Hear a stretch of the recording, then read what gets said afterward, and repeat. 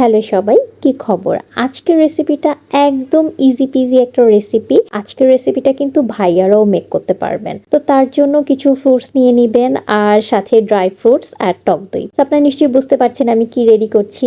একটা ফ্রুট সালাদ বানাবো and dry fruits গুলো আমি একটু সটে করে নিব, কারণ সটে করে নিলে এটার ফ্রেগ্রেন্স অনেক ভালো লাগবে আর খেতেও অনেক মজা লাগবে। আর এখানে 1 চিমটি লবণ দিয়ে এটা আমি করে ফেললাম। তারপর আমি এখানে 5 টেবিল চামচ নিব টক দই, আর এর মধ্যে নিয়েছি 1.5 টেবিল চামচ সুগার আর 1 চিমটি লবণ। অ্যান্ড এটা খুব সুন্দর করে আমি ফেটে নিব। আপনি এখানে চাইলে হানি ইউজ করতে পারেন, আর আমার কাছে হানি ছিল না, এই জন্য আমি সুগারটা অ্যাড করেছি।